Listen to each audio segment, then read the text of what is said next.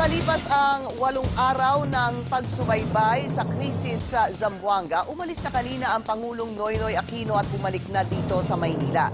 Pero bago bumiyahe, nangako ang Pangulo na hindi na mauulit ang ginawa ng MNLF sa Zamboanga.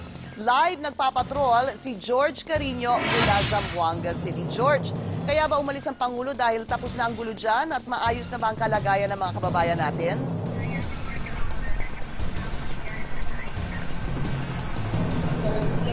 Pinky, hindi pa tapos at nasa clearing at mopping up operation pa ang military dito. Pero sabi ng Pangulo, kailangan lang niya bumalik sa Maynila dahil tambak na yung papeles sa opisina niya na kailangan na action niya na naipon sa loob na nakalipas na 8 araw.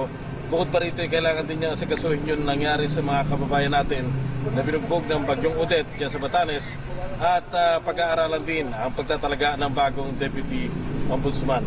Kanina nga, bandang alas 3 ng hapon ay dumating ang Pangulo sa Edwin Andrews Air Base. Agad siyang humarap sa mga mamamahayag at sabi ng Pangulo, sinisiguro pa ng mga sundalo na wala ng MNLF sa mga lugar na unang nakugkom. Kaya hindi pa pinapabalik ang mga residente.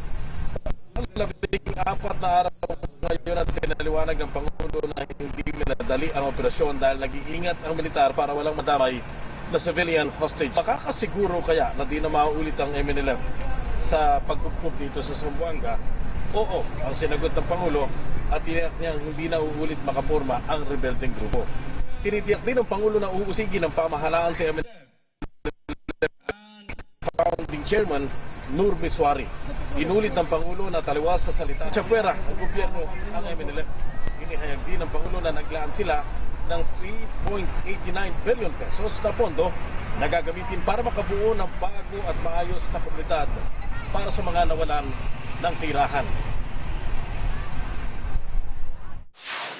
Plano, hindi bara-bara, sinisigurado mong mataasan yung kakayahan mong mabawi yung mga hostages.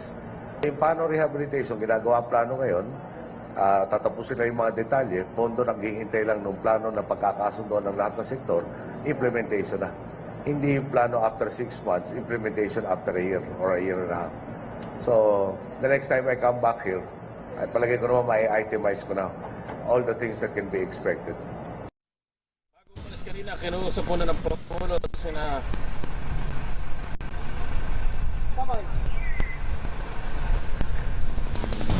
Secretary Man Rojas, sina Secretary Volta Gasmin ng Defense at DSWD Secretary Dinky Soliman para magbigay ng mga habilin dahil sila yung may iwan dito at mag-oorganisa ng plano sa pagbangon at rehabilitasyon ng Zamboanga City.